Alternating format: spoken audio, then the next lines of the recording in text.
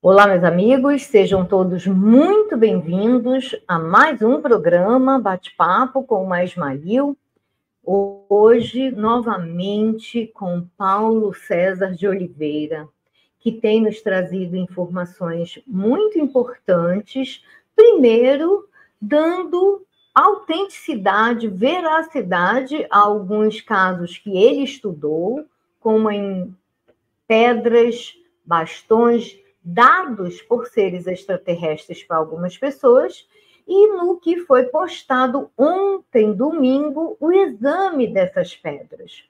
E hoje ele vai falar de um tema muito mais profundo, que eu preciso que você faça um pequeno exercício mental antes de assistir essa live. Ele vai falar sobre os conflitos interplanetários que respingam para o nosso planeta e que fazem com que, no nosso momento histórico, as nações vitoriosas sejam não as nações que mais bem fazem a sua população, mas sim as nações que têm maior poderio bélico. Sempre lembrando que nós vivemos em um aquário. O planeta que habita apenas, nós temos a consciência da terceira dimensão, o que nós vemos, o que nós ouvimos, os nossos 5 sentidos, só alcança até a terceira dimensão. Tudo que existe além praticamente não existe para a nossa ciência, por exemplo. Porém, nós estamos caminhando para viver em um lago. E só irá viver em um lago com uma consciência mais expandida quem despertar, né? E além deste lago, ainda existe o oceano, que também influencia o lago e o aquário. E é sobre isso que o Paulo vai falar. Esta live de hoje é para ajudar você a ver o panorama geral e expandir sua consciência de forma saudável, positiva e amorosa.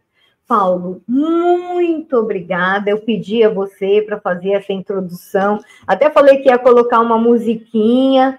Queria que você, que estivesse agora escutando a gente, inalasse e exalasse lenta e profundamente 3 vezes, porque isso ajuda na expansão de consciência.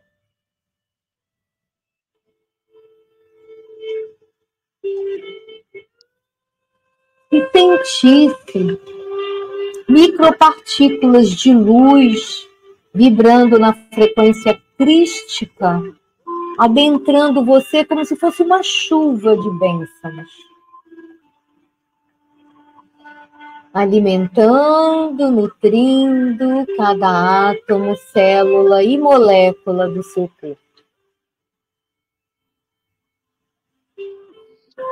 Agora, na frequência do amor, na frequência crística, sabendo que não importa o que acontece fora. Nós só podemos dominar, controlar o que acontece dentro de nós, nossos sentimentos, pensamentos e emoções, e como a gente recebe essas informações, tá bom? Beijo no coração. Paulo, o microfone é seu, meu querido. Olá, quero saudar todos vocês com o meu namastê, o Deus em mim, saúda e reverencia o Deus em vocês. Todos aqueles que vão acompanhar essa live agora e no futuro. E agradecer ao Maia pela maravilhosa introdução, harmonizando, porque nós vamos falar de um tema relacionado a alguns conflitos que já aconteceram na história da humanidade, fora do planeta Terra, e suas raízes e as suas consequências aqui na Terra. Portanto, eu adorei a metáfora que ela fez do aquário, do lago e do oceano. Então, para a gente poder entender muitas vezes os rios, para nós podermos entender o aquário, o lago, nós temos que entender o vasto oceano que nos circunda. Então, eu vou contar uma história para vocês hoje que aconteceu no nosso sistema solar e como que alguns seres de outros planetas imigraram para o planeta Terra. Agora, eu não quero que vocês encarem isso como uma ficção científica. Quero dizer para vocês que são fatos reais e vou citar as fontes e as evidências. Um grande amigo, pesquisador, cientista, professor Jefferson Souza, escritor do Blue Planet Project, vou falar muito dele hoje, ele dizia que muitas vezes a realidade é mais incrível que a ficção. Até porque, senhoras e senhores que nos ouvem, a história da Terra, a verdadeira história da Terra nunca foi contada de maneira completa e, na maioria das vezes, ela é censurada ou escondida. Então, o que nós vamos estudar hoje de uma maneira muito resumida, super, hiper resumida, né? Mas nós vamos dar os tópicos para o despertar, para que cada um de vocês possa buscar por si mesmo depois essas informações. Porque antes de você ter os tópicos, você não sabe nem sequer que eles existem, logo você não os encontrará. Mas a partir do momento que eu vou dar as referências para vocês e as fontes, você pode checar por si mesmo, ok? Então eu não peço que vocês acreditem em mim. Eu peço sim que vocês anotem, se possível, compartilhem, inclusive compartilhem essa live com o maior número possível de pessoas, deem o like para ajudar o canal, porque é uma forma que nós temos aí de difundir o conhecimento e levar ao maior número possível de pessoas a verdadeira história da Terra, ou o que está por detrás dos bastidores. Então, em primeiro lugar, eu quero dizer que uma das minhas fontes, a principal delas, é o próprio professor Jefferson Souza. E quem foi o professor Jefferson Souza?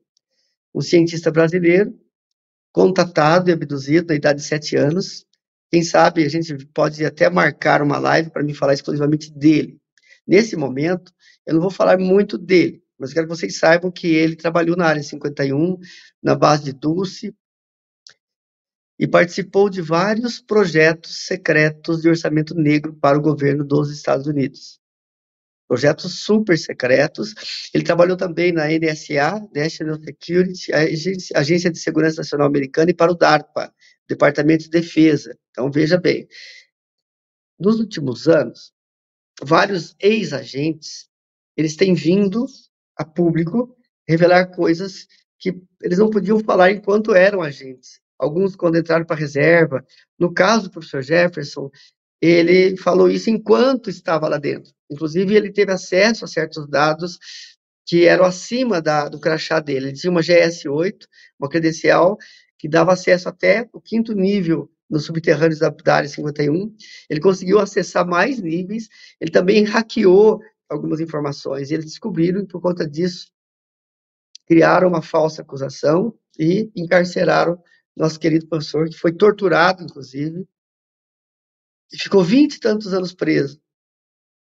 E saiu por um milagre do destino, porque ele tinha que cumprir uma missão. Tudo que ele descobriu, ele escreveu. Ele escreveu.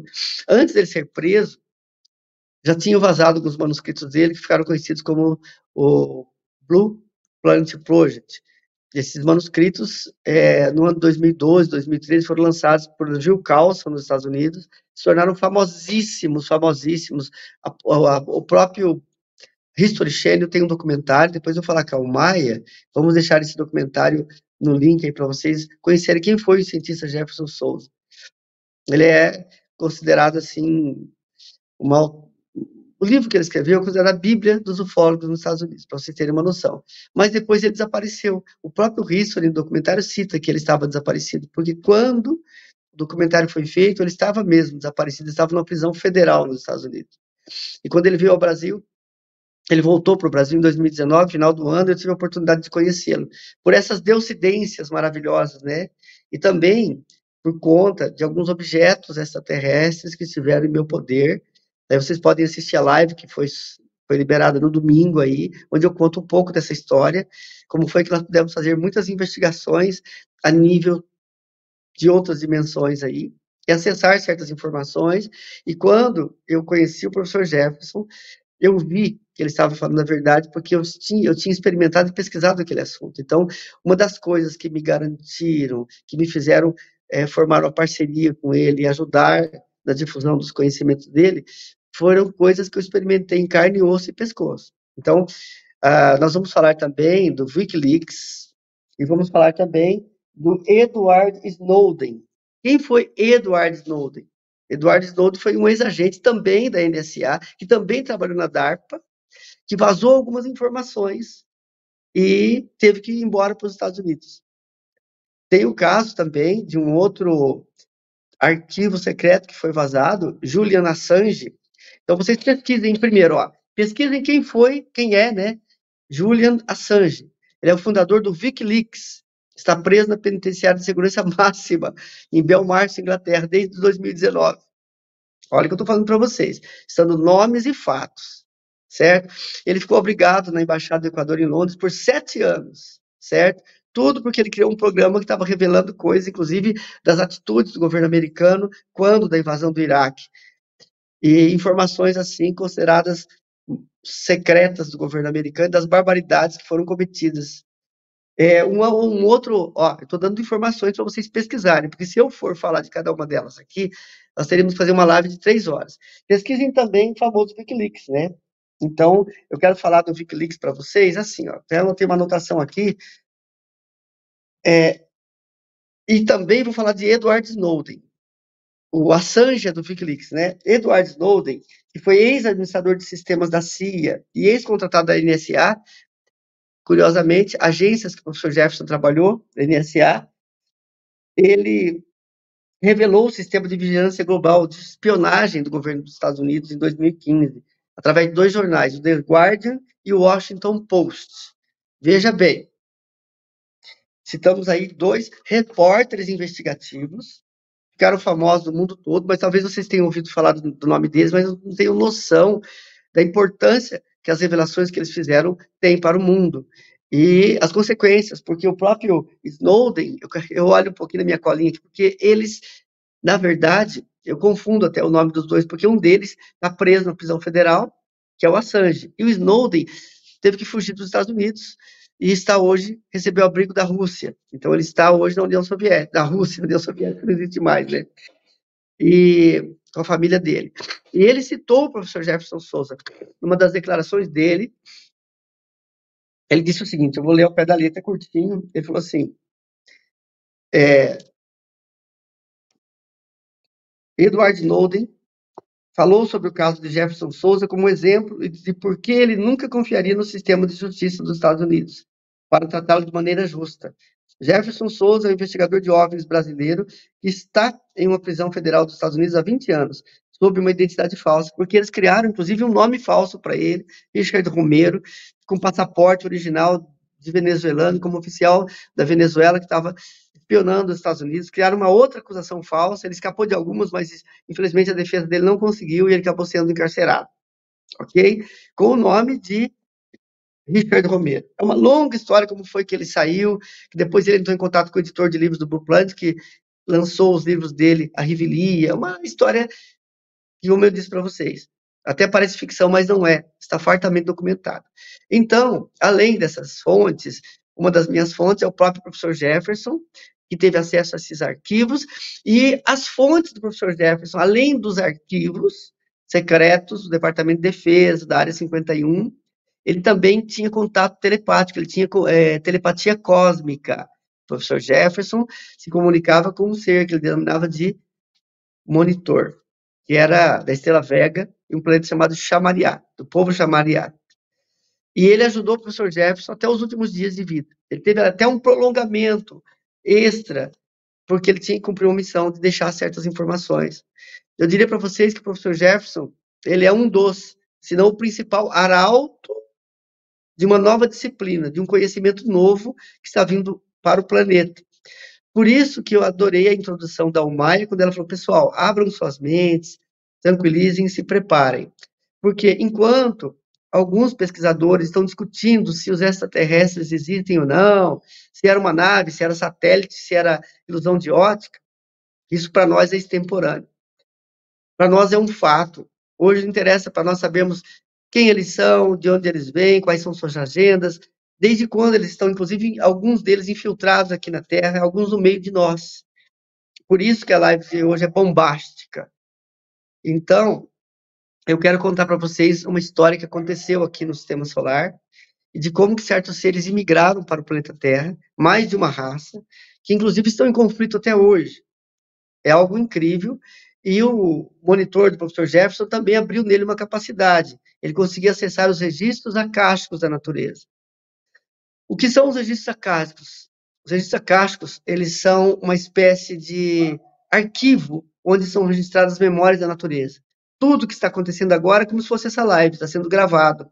Mesmo que ela seja ao vivo, ela vai sendo gravada e depois alguém pode assistir daqui 10 anos, daqui 20 anos. Da mesma forma, tudo que acontece na natureza é registrado no Akash, no espaço, na energia escura. É uma longa história isso, mas os iogues conhecem isso.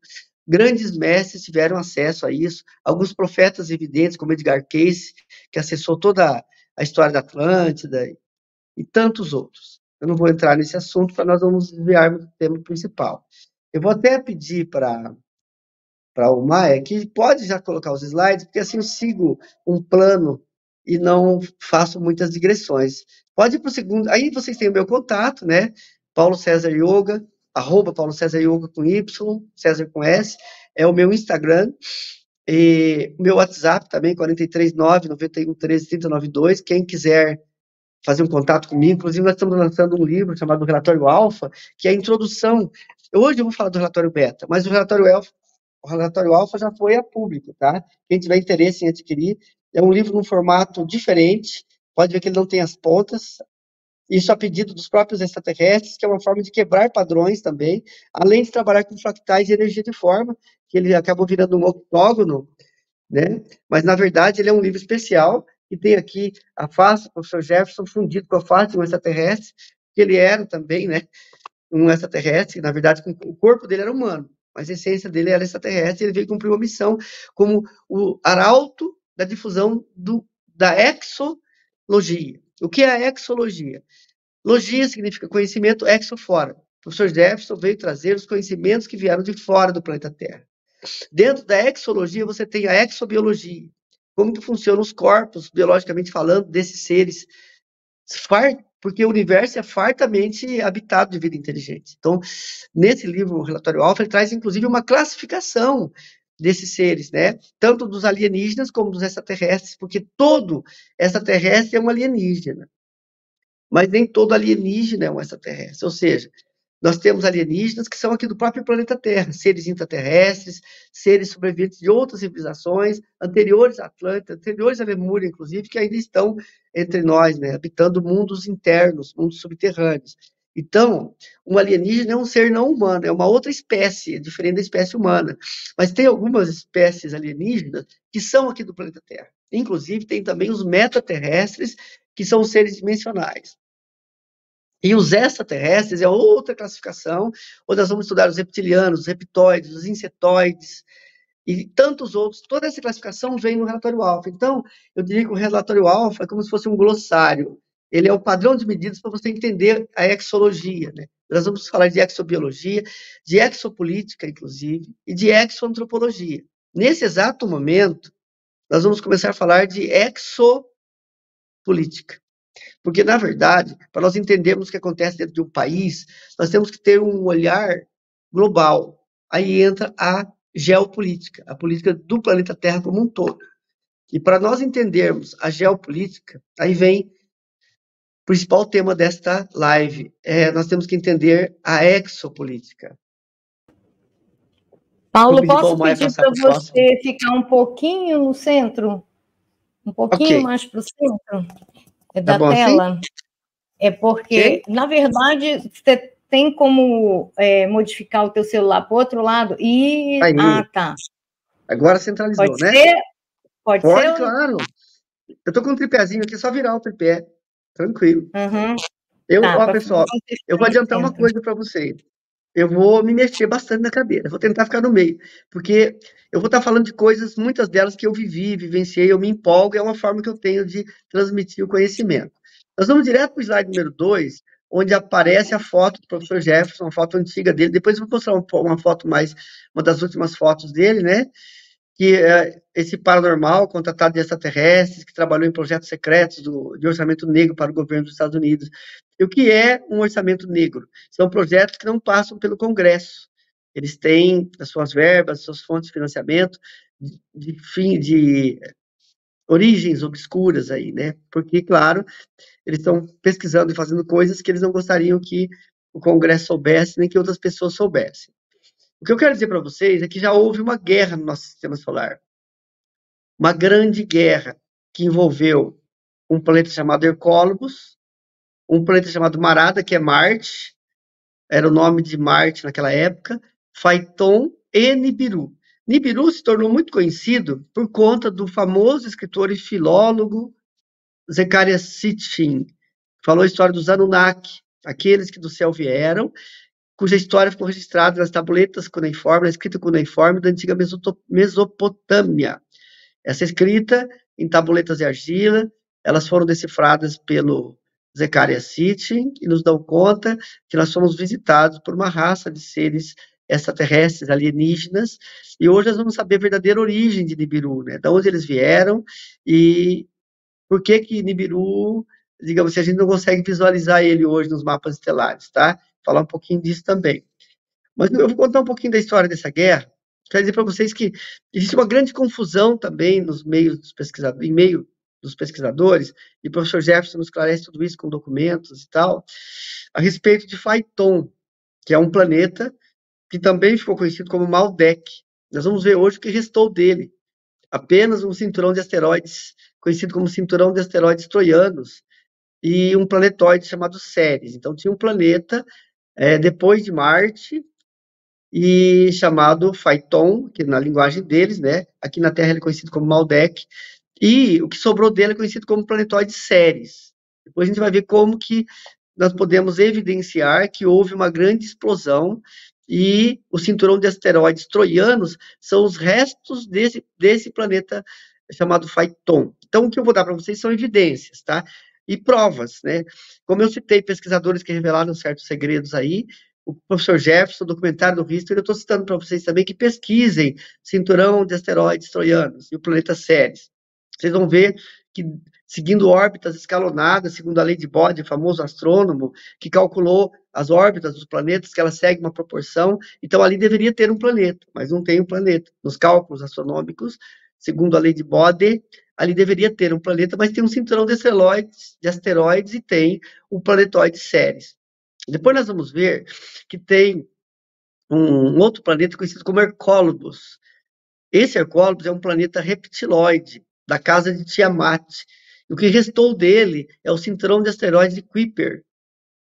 E o planeta anão Makemake, o pedaço dele, né? O planeta anão Makemake. Hercólobos fica também na nuvem de Oort. Vocês vão ver que também, seguindo a mesma proporção das órbitas, é um planeta que também desapareceu, mas deixou seus rastros através de outro cinturão de asteroides. Nós vamos ver que Nibiru é o planeta dos Anunnakis e que Nibiru não é um planeta... Ele é físico em determinada época, determinado período, é um ciclo de milhares de anos, ele entra no mundo físico e daí se aproxima da Terra. Mas, normalmente, ele fica numa outra dimensão. E Nêmesis, quem é Nêmesis?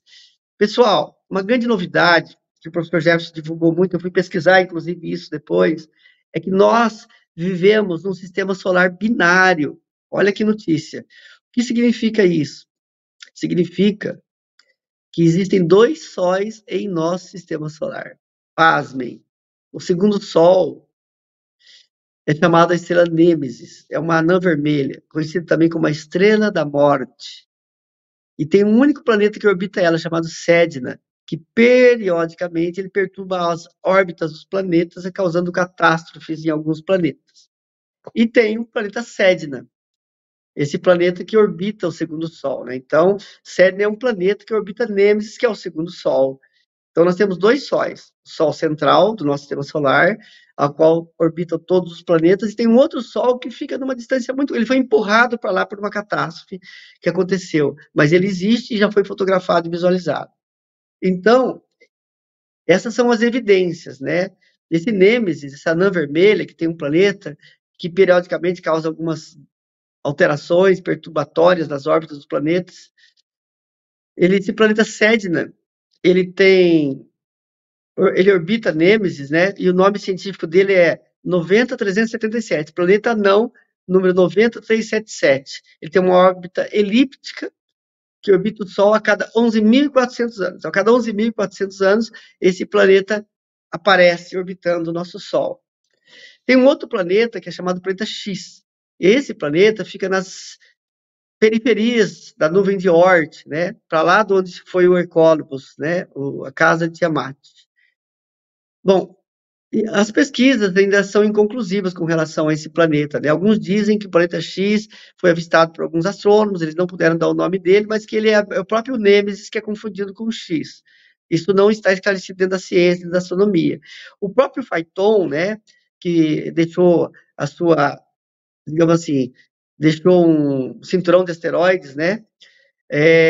Ele não é reconhecido como um planeta, né? Eles falam que ali tem um planetóide chamado Ceres. E hoje nós vamos contar a história da guerra que aconteceu no Sistema Solar, que inclusive destruiu a atmosfera de Marte, localizada na quarta órbita do nosso Sistema Solar. Então, Marte, na época era chamado Marada, era um planeta atmosférico com grandes massas de água, vegetação, e uma população de metamamíferos bípedes, que tinham, inclusive, relações amistosas com Phaethon. Eles tinham uma promissora indústria de tecnologia capaz de viagens interplanetárias aos planetas do Sistema Solar. Então, Marte tinha uma tecnologia muito desenvolvida, capaz de viagens interplanetárias, mas não intergalácticas ainda na época, e que a atmosfera de Marte foi destruída nessa guerra, que nós vamos contar um pouquinho da história dela de maneira muito rápida para vocês. Nós vamos mostrar para vocês digamos assim, os resquícios, né? As evidências. Eu vou pedir para o Maia, por favor, Maia, vai direto no slide número 6. Eu quero mostrar aí um slide onde tem a foto desses cinturões de asteroides. No slide 6, você tem aí o Sol, o primeiro planeta Mercúrio, o segundo Vênus, o terceiro Terra, é a nossa Lua. Depois da Terra, nós temos Marte, que é o quarto planeta, a quarta órbita. Depois nós temos o que seria Phaethon. Nós temos um cinturão de asteroides e temos um pedaço grande, né? Um planetóide chamado Ceres. Está aí o desenho dele aí.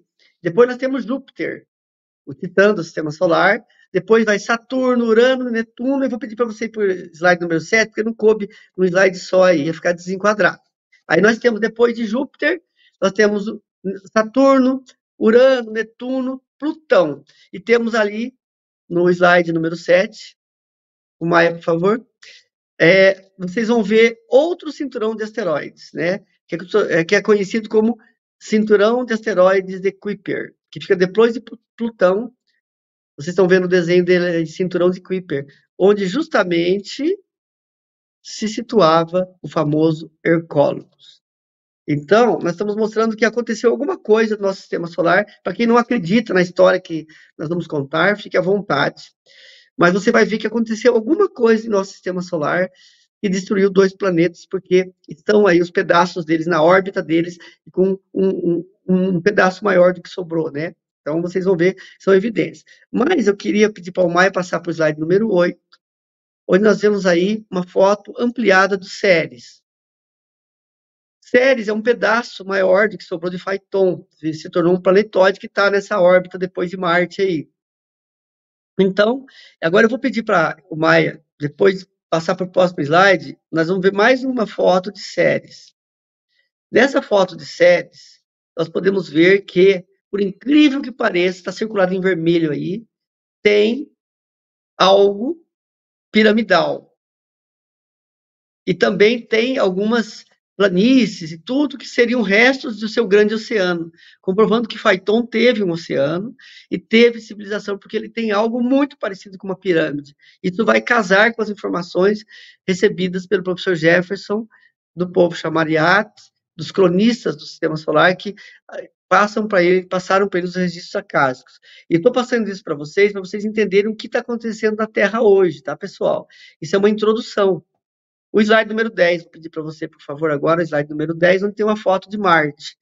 Ou, naquela época, dentro das crônicas antigas, conhecido como Marada, a missão do rover Curiosity da NASA liderou as investidas científicas, determinando que pelo menos algumas partes do planeta vermelho eram capazes de sustentar a vida semelhante à da Terra, por longos trechos na história passada do planeta vermelho. Então, várias sondas, inclusive a Curiosity, eles coletaram rochas e informações comprovando que em Marte já teve atmosfera, já teve vida também. Vamos ver algumas evidências aí. Vamos para o slide número 11.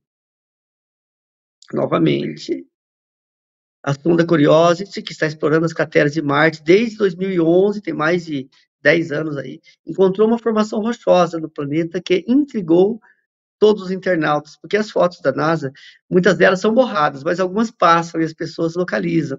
Um grande especialista em fotos e analisar fotos de Marte é o grande ufólogo, meu amigo Marcos Petit. Eu aplaudo o trabalho dele, grande investigador. Então, apesar de ter sido recebido com ceticismo pela comunidade científica, abalou os internautas e pesquisadores, porque nós podemos ver aí, até coloquei em cima uma pirâmide de interrogação, um monumento, né, perfeito, que realmente é uma pirâmide, não tem como negar. É perfeito, no meio de várias rochas irregulares, uma pirâmide que sobreviveu à catástrofe marciana, né? Mas calma que nós vamos mostrar mais coisa para vocês aí. Slide número 12. A famosa imagem do rosto de Sidônia, vocês vão ver aí, ó, obtida pela Viking 1, pasmem, em 1976. Então, você vai ver várias fotos dessa famosa face, que inclusive a NASA tentou borrar, tentou esconder, mas já tinha vazado, e no cantinho direito você vê ela colorida, como ela é. E do lado esquerdo você vai ver que também tem outras pirâmides, ou seja, muito parecidas com as pirâmides do Egito. Mesmo esse rosto que contempla o espaço, esse rosto gigantesco, nós vamos ver que é uma metodologia, é um sistema de comunicação de algumas civilizações do espaço, algumas civilizações inteligentes para dizer aqui tem vida, essa é a nossa face. Ou para dizer assim, aqui já teve vida e nós éramos assim. É uma mensagem construída em rocha que perdura por milhares e milhares e milhares de anos. Então, vamos para o slide número 13.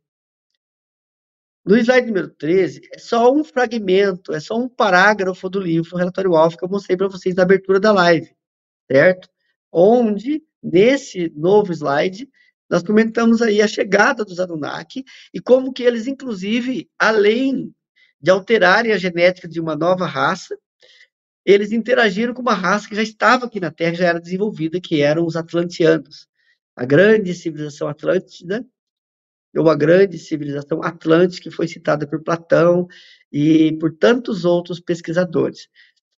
O Maia, você poderia, por favor, passar o slide para nós, para o número 13? Porque eu quero que o pessoal veja no slide número 13, aparece a capa do relatório alfa. Essa aí é só uma foto, ela não está com as bordas, com as quinas cortadas, mas o original, eu mostrei para vocês no início, ele é octogonal. Então, a história conta que houve uma grande batalha entre Phaeton e Hercólobos. Daqui a pouco eu vou falar um pouquinho do Hercólobos para vocês, tá? Que causou a destruição da atmosfera do planeta Marte e a queda do Império dos Sete Sóis de Atlântida, porque isso reverberou aqui na Terra, grandes terremotos e avalanches e tudo, destruíram toda uma civilização. A capital da Atlântida, Poseidones, afundou da noite para o dia. E o mais incrível de tudo isso é que existem registros disso, citações disso, e a Atlântida não era um continente, na verdade. O pessoal fala do continente Atlântico. Não. A Atlântida era uma civilização que habitou a Terra num período. Então, tem resquícios da civilização atlântida por todo o planeta Terra, né? A Atlântida estava no Egito, no México, sub-raças da Atlântida sobreviveram. E vamos agora para o slide número 14. Outra evidência de todas essas histórias foi dada pelo famoso tradutor, escritor, pesquisador Zecharia Sitchin, que nasceu no Azerbaijão, mas cresceu no mandato britânico na Palestina, viu, querido Maia? Zecharia Sitchin, ele cresceu no mandato britânico da Palestina, porque teve uma época que a Palestina esteve sob o controle britânico. Guardem essa informação. Depois, se a Almay quiser comentar alguma coisa, é importante as pessoas saberem que o Império Britânico já dominou aquela região. A gente vai entender o que e quem estava por detrás do Império Britânico, porque eles também dominaram a Índia. O Império Britânico invadiu a Índia por 300 anos. O Império Britânico também invadiu a China. Inclusive, viciou várias gerações de chineses em ópio. Depois eu vou contar essa história para vocês. Mas eu quero fazer uma ressalva. Eu vou estar falando aqui de alguns governantes e certos seres que são o poder por detrás do poder, certo? Não do povo britânico, do povo inglês, do povo escocês, do povo... Eu vou falar de alguns seres que se infiltraram e, governando esses países, eles arrastaram a sua população junto. Mas a culpa não é da população. A culpa é de uma minoria. Pessoal, os maus do planeta Terra, eles são uma minoria. Então, Zecharia Sitchin, que viveu na época, que nasceu no mandato britânico da Palestina, e na Palestina ele adquiriu conhecimento muito profundo de hebraico antigo e moderno. Outras línguas... Posso falar, Paulo? Pode, por favor.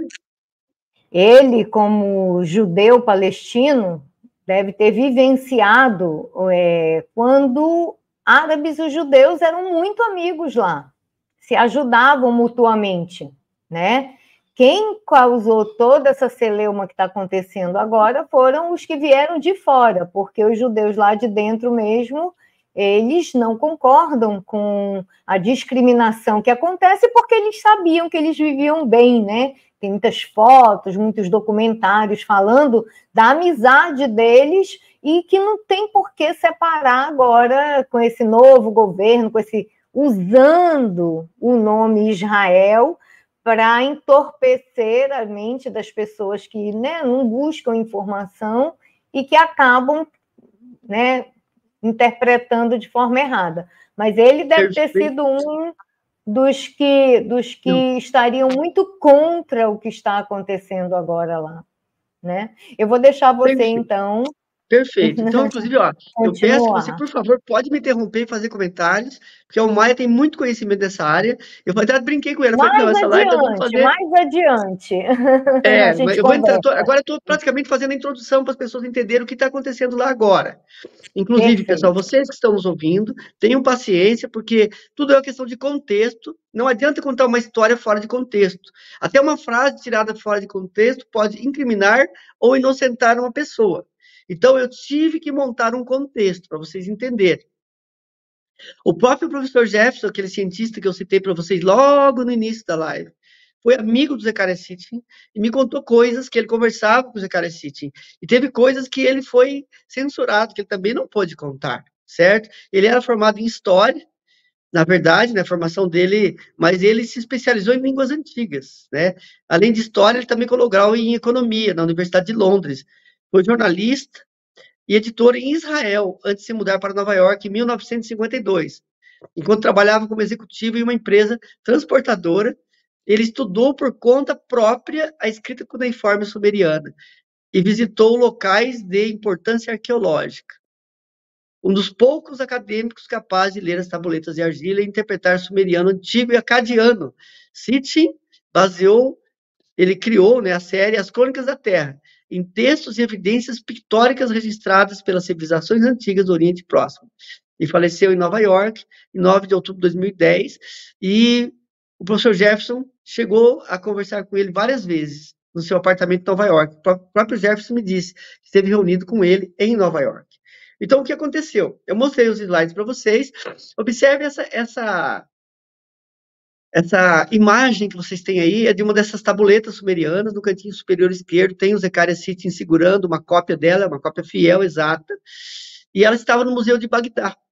Aí nós vamos entender também, quando da invasão americana no Iraque, eles capturaram muitos objetos do Museu de Bagdá, porque tem muita coisa de lá que cita, inclusive, tecnologias dos Anunnaki.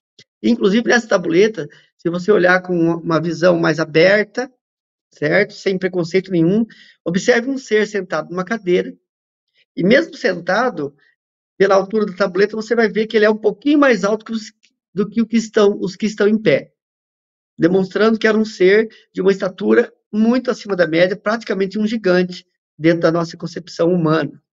Observe que na mão direita dele também tem um objeto que é uma tecnologia. Parece um pedestal, um microfone, uma antena, não sabemos o que é. Sabemos que algo avançado para a época. E entre as pessoas que estão conversando com ele ali, nós vemos um símbolo da estrela Sol. E numa representação proporcional ao tamanho dos planetas. O maior é Júpiter, o menor é Marte, desculpe, Mercúrio, que é a primeira órbita perto do Sol. Se você olhar bem, você vai ver que nós temos ali, como que naquela época, na antiga Mesopotâmia, há milhares de anos antes de Cristo, eles já sabiam as coordenadas e as órbitas dos planetas do sistema solar. Porque, na verdade, nós somos visitados por seres que vieram de outros mundos. Essa, inclusive, é uma das evidências muito discutidas e muito comentadas no mundo. É muito conhecida a história de Enki, de Enlil, que eu não vou entrar nisso agora, mas nós vamos para o próximo slide. Eu quero que o Maia passe sem pressa também, porque quando houve essa batalha no sistema solar, por que aconteceu essa batalha? Vou deixar parado aí, vou contar um pouquinho para vocês rapidamente essa história. Porque a atmosfera do aquele planeta que fica na nuvem de Oort, que era o Hercólobos, que explodiu, esse planeta era um planeta vulcânico e abrigava uma civilização reptiliana. E a principal família, líder político daquele planeta, digamos assim, né, eu vou usar esse termo para vocês entenderem, governantes ou imperadores, seja lá o que for, era um grupo chamado a Casa de Tiamat. O líder de Tiamat era um ser andrógeno, ele conseguia se auto-reproduzir. E eles viviam dentro do planeta, era um planeta com bolsões que tinha toda a sua energia mantida por energia geotérmica, era um planeta vulcânico, então eles exploravam energia geotérmica e tinham um avançado grau tecnológico, só que eles eram belicosos, inclusive a origem desses seres reptilianos nem é nesse sistema solar, eles já vieram de conquistas, eles conquistaram esse planeta e abrigavam nele, e tinham outros planos de conquista. Quero dizer para vocês que eles só não conquistaram a Terra naquela época, porque a Terra foi protegida, estava ocupada pelos Anunnaki, mas quando o portal se abriu, os Anunnakis foram embora, entraram no portal e foram embora. E daí, mesmo durante a presença dos Anunnaki aqui, esses reptilianos fugidos pela destruição do planeta vieram para o planeta Terra e desceram na Indochina. Mas por que aconteceu a guerra? Porque quando eles descobriram que o planeta deles estava para ser destruído com grandes catástrofes vulcânicas, eles encontraram uma forma de estabilizar a atmosfera do planeta pulverizando um metal, que era titânio, ou titânio, eu não me lembro o nome agora. Mas eles tinham muito pouco desse minério no planeta deles, então eles começaram a fazer investigações. Eles eram experts em espionagem, inclusive em espionagem tecnológica, e começaram a espionar Phaeton. Descobriram que Phaeton também tinha vulcões, e que a civilização phaetoniana mantinha sob controle esses vulcões, utilizando esse minério que era muito rico no planeta deles. Então, eles pensaram, a Terra estava aqui, tinha uma civilização adiantada ainda, que eram os Atlantes. Os seres de Nibiru, os Anunnaki, estavam aqui. E Marte era um planeta avançado, tinha naves, inclusive naves de guerra, tinha armas e tudo. Mas Phaeton era um planeta super pacífico, um planeta da paz e do amor, não tinha nem exército, nem naves de guerra. Então, eles optaram por buscar esse minério, ou seja, praticamente invadiram o Phaeton, mas a princípio eles entraram escondidos lá. Foram descobertos e Phaeton recebeu a ajuda de Marte. Então, Marte socorreu o Phaeton para salvar o planeta deles da invasão reptiliana e houve uma guerra. Como os reptilianos não estavam esperando que Marte entrasse nesse conflito, eles abriram a guarda e Marte chegou por trás e destruíram um terço da frota deles. Eles conseguiram fugir, mas a represália veio. Explodiram Phaeton, e a explosão de Phaeton queimou a atmosfera de Marte. Pouquíssimos sobreviventes de Marte, apenas que estavam em naves no espaço, e alguns que estavam em abrigos subterrâneos, porque existem marcianos, cidades em Marte subterrâneas, não na superfície. Sobreviveram. E também o povo de Hercólogos também teve poucos sobreviventes, porque o Hercólogos não deu tempo deles levarem os minérios que eles roubaram até Tiamat, e eles evacuaram o planeta. E vieram para a Terra, esses seres reptilianos, e se esconderam numa região da Indochina. É por isso que você ouve falar tanto de dragões, de seres, seres serpente e dragões na Índia e na China, certo? Hoje nós vamos contar uma parte secreta da história da Terra, que você tem partes desse quebra-cabeça. O que nós estamos tentando fazer hoje é encaixar mais algumas pecinhas nesse grande quebra-cabeças aí. Então, mas o que acontece é o seguinte, mesmo em Tiamat, tinham várias facções reptilianas, porque os reptilianos são divididos em categorias. Você tem os reptoides, que têm sangue quente, e são um cruzamento entre reptilianos e draconianos. Então, o que aconteceu foi que um grupo de reptoides não concordou com a atitude da casa de Tiamat, que simplesmente invadiu o Phaeton. Eles poderiam ter feito um acordo diplomático, eles poderiam ter encontrado um outro caminho do que invadir, mas eles são seres bélicos por natureza. Então, essa facção reptiliana de reptoides que não concordou, passou também a dar informações para os seres humanos, para ajudar os seres humanos a despertar consciência. Por isso que no início da nossa live, a gente fala, quero abrir um adendo também para dizer que essas civilizações dominavam muito os vulcões, elas entram por vulcões, elas conseguem entrar com suas naves dentro dos vulcões e aproveitar a grande quantidade de energia dos vulcões, né? Vulcões liberam muita energia. E o que eles fizeram? Eles desceram na Indochina, mas uma parte se separou. Era a parte que não queria prejudicar o planeta Terra, pelo contrário, queria ajudar. Eles perceberam que isso que eu estou contando para vocês ocorreu ao longo de milhares de anos, não foi de uma única vez. Quando eles desceram aqui na Terra, por exemplo, a Terra já tinha sofrido as consequências da explosão da atmosfera de Marte, de Phaeton, um abalo no sistema solar que também afundou a Atlântida. Então, uma parte da Atlântida foi para o espaço, em espaçonaves, outra parte foi para as cidades subterrâneas. Eles viram que não era seguro viver na superfície da Terra e construíram grandes metrópoles subterrâneas e não se misturaram com o povo da superfície. Alguns sobreviventes e uma raça que foi, digamos assim, praticamente criada pelos Anunnakis. E os reptilianos criaram um sistema de hipnose coletiva, esses, né, vamos dizer assim, do sangue frio, criaram uma forma de hipnose coletiva para dominar o planeta Terra. Ao longo também de toda a sua evolução, eu estou fazendo um resumo de uma civilização inteira que durou milhões de anos aí para vocês, né? Mas ao longo de toda a sua civilização, eles desenvolveram vários tipos de guerra.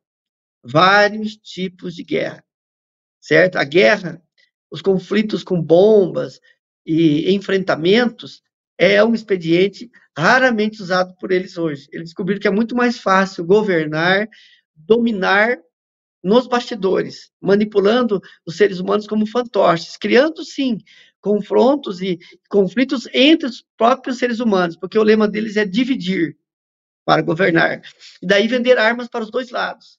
Só que eles descobriram que a nossa civilização tem um calcanhar de Aquiles. O calcanhar de Aquiles da nossa civilização é o dinheiro, o capitalismo. Então, através do capitalismo, eles começaram a escravizar a população da Terra. Então, nós sabemos muito bem disso, como isso funciona, eu não vou entrar nisso. Não é uma questão de ideologia, nós estamos estudando aqui, primeiro, exopolítica, e agora nós vamos entrar na geopolítica da Terra para entender o que está acontecendo hoje em algumas regiões, inclusive alguns conflitos que estão acontecendo exatamente agora, nesse momento. Ok, pessoal? Então, eu vou pedir para o Maia ir direto para o slide número 17. O 16 tem também mais uma foto da Indochina, mas eu já mostrei, então, a região onde eles desceram. Mas no 17, eu me aprofundo um pouquinho mais citando o Mekong, que é um dos maiores rios do mundo. Está localizado no sudeste da Ásia, com um comprimento variável entre 4.350 a 4.990 quilômetros. É um dos rios mais compridos do mundo. Ele é o 13º mais longo e, em termos de volume, é o 10º mais volumoso, porque ele descarrega em torno de 475 quilômetros cúbicos de água anualmente. Então, o 10º mais volumoso do mundo, drenando uma área de 795 mil quilômetros quadrados. Ele nasce no Planalto do Tibete e depois percorre a província chinesa de Yunnan, além de Mianmar, Tailândia, Camboja, Vietnã, Laos, etc. Nesse rio, agora vamos lá. Por que eu estou contando a história desse rio? Porque eu falei para vocês que os reptilianos desceram na região da Indochina. Nesse rio, na altura da Tailândia, com o Laos, ocorre um fenômeno em que esferas flamejantes saem dele e ascendem ao céu. Esse evento é associado, marquem isso também, à serpente mitológica Naga. Os Nagas são seres serpentes comentados em várias civilizações, principalmente na Ásia, especialmente na Índia e também na América Central, entre os sacerdotes maias. Existem os Naga maias, inclusive. Os cientistas tailandeses não chegaram a uma explicação plausível sobre as bolas de fogo. Em 2003, uma equipe de cientistas do Ministério da Ciência e Tecnologia da Tailândia não pôde chegar a nenhuma conclusão, embora tenha levantado a hipótese de que esse fenômeno fosse produto da ignição de gases de metano e nitrogênio originados por bactérias no fundo do rio. Essa foi uma explicação que eles deram para essas esferas de luz entrando e saindo do rio. Então, provavelmente, eles têm alguma base subaquática, né, dentro desse rio. E é muito mais fácil, eles são seres répteis, eles gostam de umidade, e é muito mais fácil para eles estarem também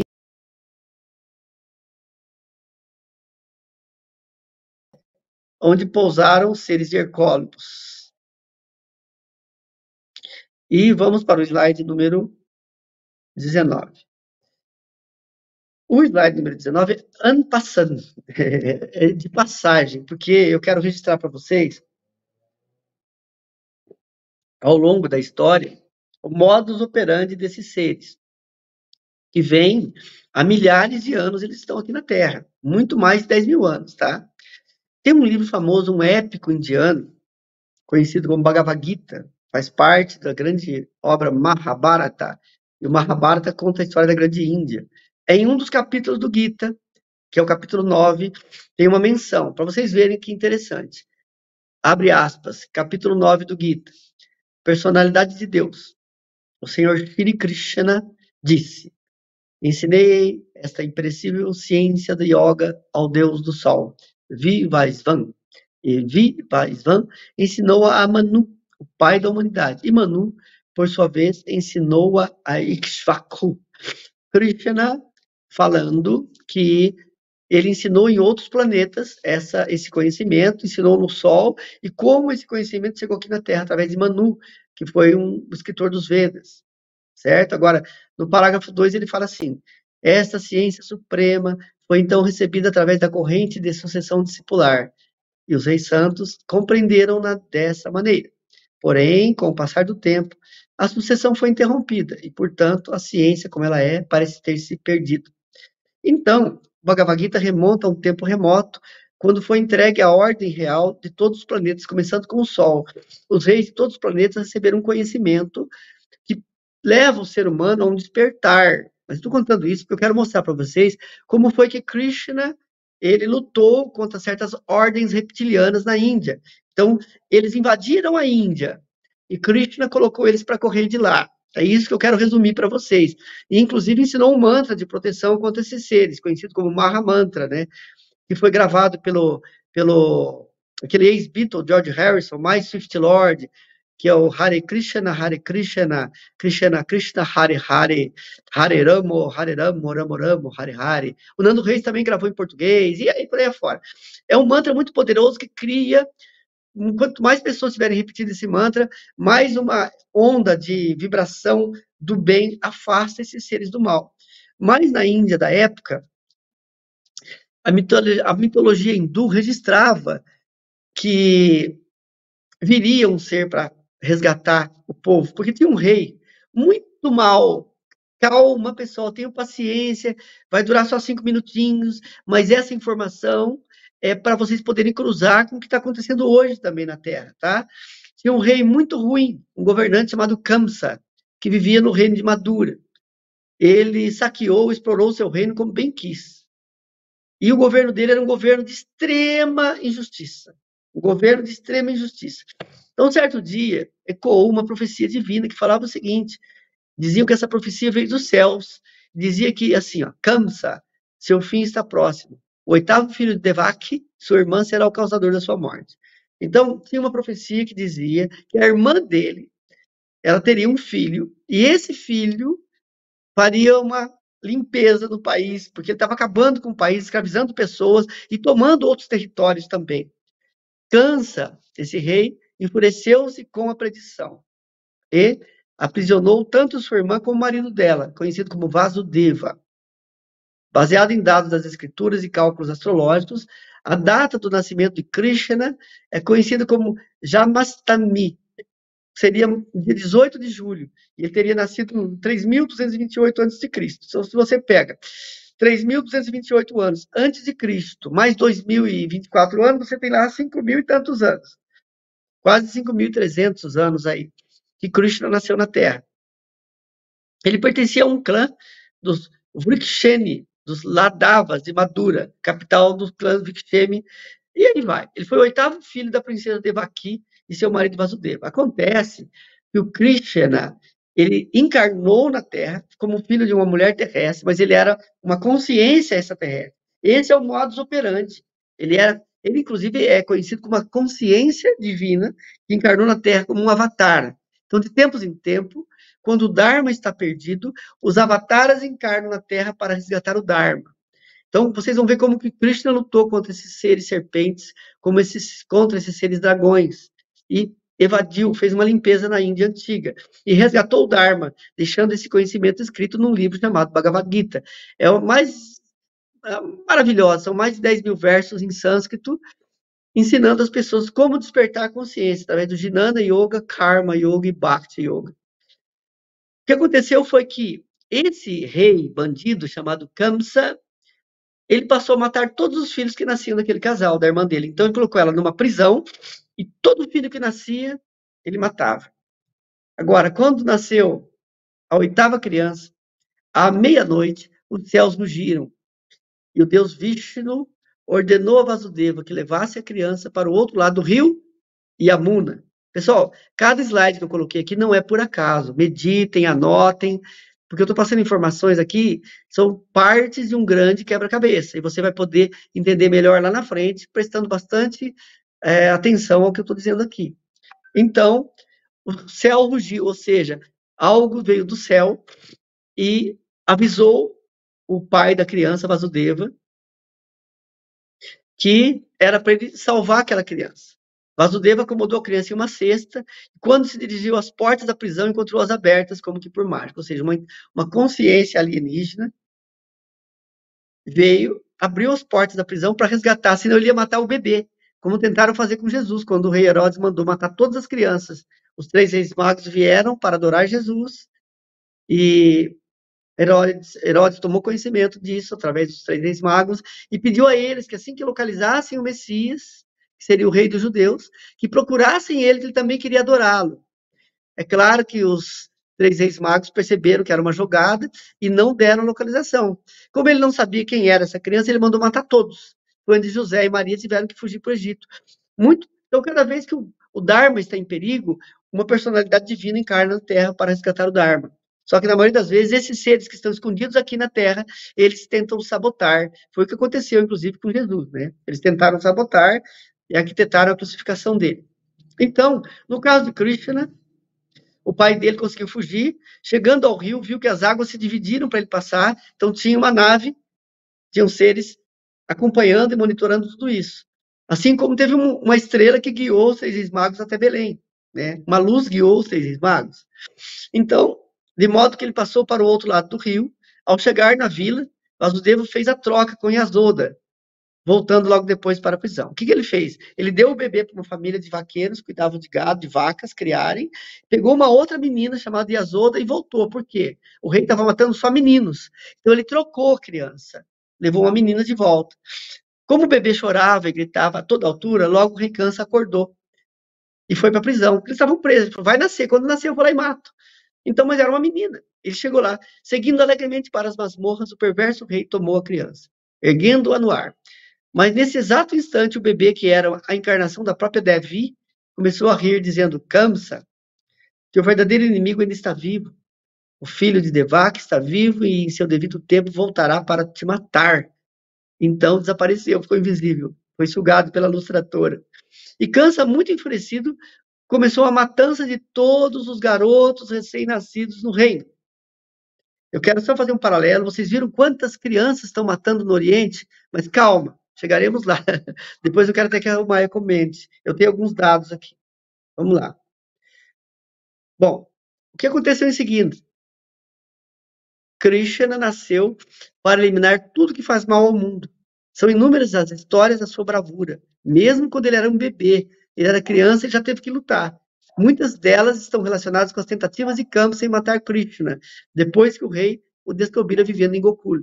Porque conforme ele foi crescendo, as histórias começaram a se esparramar de que tinha uma criança especial no reino de Gokula. E o rei desconfiou que tratava-se de Krishna. E o que ele fez? É esse a criança que nasceu. Às vezes vocês poderiam me indagar assim, um parênteses rápido, para ilustrar a nossa live, ficar mais agradável. Porque eu estou citando fatos históricos. Não estou contando mitologia aqui não, pessoal. Estou contando fatos históricos para vocês. Porque mesmo a mitologia tem um profundo conhecimento na forma de metáforas, para que não seja alterado. Então, mesmo a mitologia, quando você tem as chaves para entendê-la, ela é importante. O que acontece? O rei soube que Krishna estava lá. Aí vocês poderiam me dizer assim, por que Krishna já não desceu de um disco voador, de uma nave, com um exército adulto, e já acabou com tudo isso? Por que Jesus já não veio também numa nuvem com um exército de anjos e não limpou a terra? Essa é a pergunta que não quer calar, mas eu já respondo para vocês. Por quê? A grande confederação intergaláctica, o consórcio de planetas, eles respeitam a evolução. O que os Anunnaki fizeram foi repreendido. Geralmente, todos os que são membros da confederação respeitam a evolução dos planetas e as almas têm que passar por esse processo de purificação. É justamente a manifestação na terceira dimensão, no mundo material, que a alma se aperfeiçoa. Então, você tentar abreviar isso é como aquela metáfora do papai que deixou o filhinho tentar tirar uma larvinha que ia virar borboleta de dentro do casulo. A criança quis ajudar a borboleta a sair do casulo. Só que quando a borboleta finalmente sai do casulo, ela não consegue voar. Porque o esforço que ela faria para libertar-se do casulo faria com que a sua seiva, a energia se esparramasse pelas asas e ela teria força para voar. Como alguém ajudou ela a sair do casulo, estragou a evolução daquele ser. Da mesma forma, assim é com os que encarnam no planeta Terra agora da Era de Kali. Nós vivemos uma idade de ferro, né? Uma idade, por isso que acontecem tantos conflitos. Isso é cíclico também, né? Então, eles tiveram que cumprir o trâmite, tiveram que submeter às leis do planeta. É como se um juiz, por ser juiz, ele pudesse estar acima da lei. Não, o juiz também tem que cumprir a lei. Então, Krishna, como um ser divino, também teve que cumprir as leis da Terra. Nasceu de uma mulher, tentaram matá-lo, ele foi protegido e cresceu. O que o rei Kansa fez? O perverso tio de Krishna contratou os serviços de Putana, uma Rakshasi. O que é uma Rakshasi? É uma mulher demônio, para matar Krishna. Putana era uma feiticeira e podia tomar qualquer forma que desejasse. Uma das características dos reptilianos, pessoal, é se transfigurar. Eles conseguem se transformar em seres humanos. Então, eles ocupam alguns cargos de poder em alguns países da Terra, porque eles conseguem se disfarçar de seres humanos. Foi o que Putana fez. Ela se disfarçou e como uma pastora muito bela e entrou na casa de Krishna, que ainda era um bebê naquele tempo. Ela alimentou-o com seu próprio leite, que estava envenenado. Mas Krishna, mesmo sendo um bebê, reconheceu-a.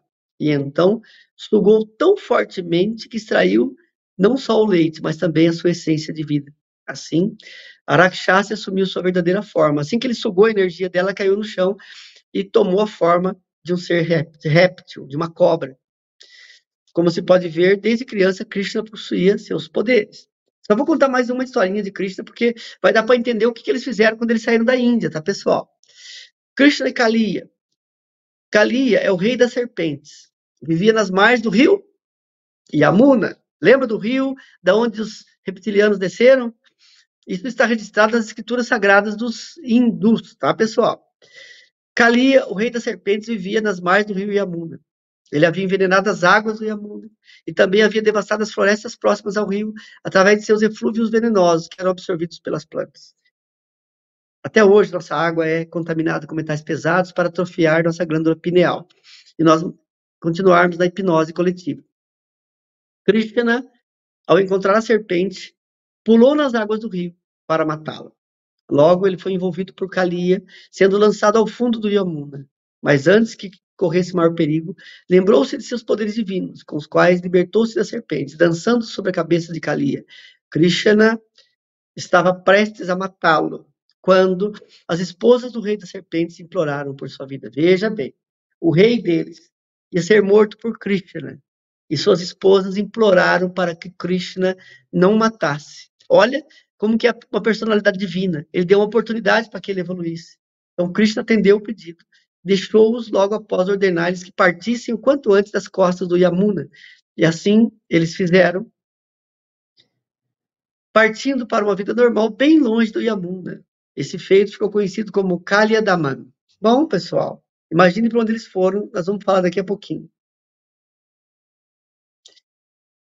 Tem um outro demônio chamado Bakasura, que era irmão dessa putana, essa reptiliana que tentou matar Krishna no berço.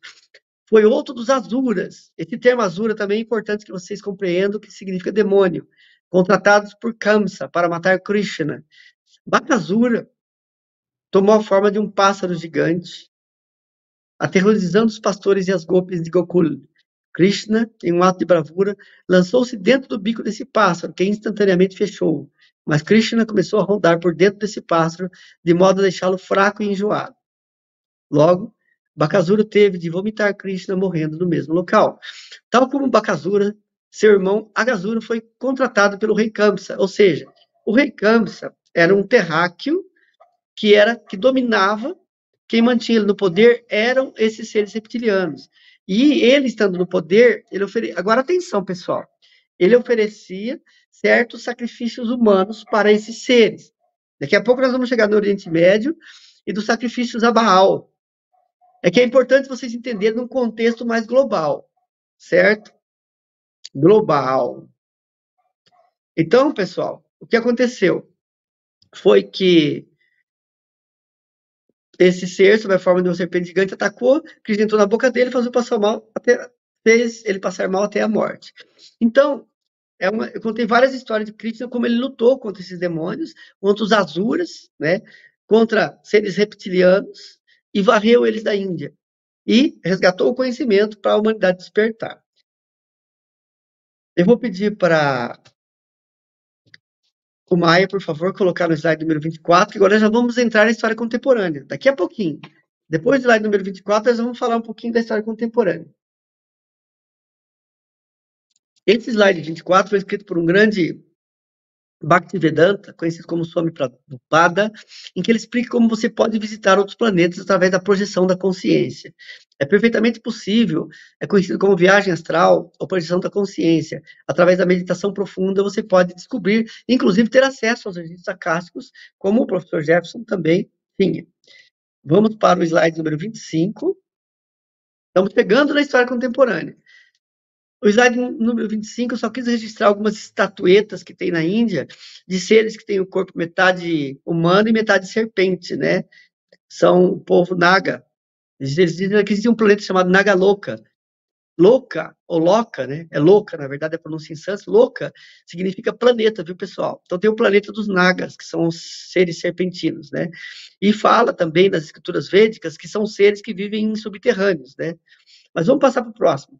O número 26, você vai ter a imagem de um reptiliano, que na verdade são seres com escamas e tudo, e é apenas uma ilustração aqui, mas para dizer para vocês que eles aprenderam a manipular a estrutura molecular e se tornarem idênticos a seres humanos. Inclusive, se vocês pesquisarem, vocês vão encontrar no Google, na internet, até filmagem de alguns políticos e seres humanos que, em determinado momento, conforme eles piscam, a íris do corpo deles fica íris de cobra, vertical.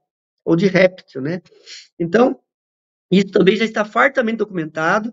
Tem um escritor inglês que é perseguido por isso, conhecido como David Icke, que conta a história dos reptilianos por detrás dos governos da Terra, e também daria uma live especial só sobre isso. Vamos para o slide número 27. Agora nós vamos entrar no que está acontecendo exatamente agora no planeta Terra. Vamos dar um salto de alguns anos. Na verdade, eu vou voltar mais ou menos por ano 700. Nós vamos lá para 10, 20 mil anos antes de Cristo, 10 mil anos antes de Cristo, como que aconteceram algumas batalhas aqui na Terra, como foi que Krishna limpou o planeta, pelo menos a parte mais evoluída do planeta na época desses seres, como foi que eles se esconderam em outra região. Agora eu vou dar uma pista para vocês poderem entender o que está acontecendo hoje no mundo. Você vai dar uma clicada nas suas plataformas de pesquisa, inclusive a Wikipédia ou no próprio Google, clique lá, Rei Bulan. Atenção, agora é uma nova etapa da live, e talvez a mais reveladora, que nos permitirá entender o que foi falado até agora, do passado. Olhe o presente e você entenderá o passado. Olhe o passado e você entenderá o presente. Se você pesquisar lá no Google, o Rei Bulan, e você vai encontrar muita coisa em inglês, eu fiz até uma tradução, do lado esquerdo, eu fiz uma coisa que qualquer um de vocês pode fazer do seu celular aí depois, ou até durante essa live, para quem está vendo da televisão, quem tem o YouTube Premium, né? Eu traduzi do inglês. Bulan. O Paulo, nós temos 1h14 de live. Você quer dividir para a gente colocar no próximo link? E aí as pessoas que, de repente, não conseguirem 2 horas, 3 horas disponíveis, assistam por partes? Aí a gente encerra. Vamos fazer isso, a gente encerra. Deixa eu explicar uma coisa, pessoal. Então, eu adorei a ideia da Almaia. A grava a próxima e eu ponho em seguida. Perfeito. Então, porque foi uma etapa, foi a pré-história, né? A história pré-clássica. Nós estamos entrando na clássica e daqui a pouco vamos entrar na moderna, para vocês poderem fazer o link. Então, pessoal, compartilhem essa live, deem o like, por favor, e assista na continuidade a próxima etapa, onde nós vamos contar a história contemporânea. Então, vamos fazer uma pausa, você encerra a live, eu saúdo vocês com um namastê, e já continuamos com a segunda etapa. Gente, namastê, até já. Então, eu vou colocar já esta nova like linkada. Você deverá verificar aqui em cima, puxando para a próxima, e também uma miniatura para que você, quando, né, no seu tempo, possa assistir. Fica mais fácil assim para mim do que dividir depois. Eu estou com uma live com o Castelo Branco de quase 5 horas e eu ainda não consegui dividir em 4 partes ou até 5 partes. Então, a gente dividindo agora já fica mais fácil. Um grande abraço, Paulo. Gente, muito obrigada por estarem conosco, fazendo essa expansão de consciência.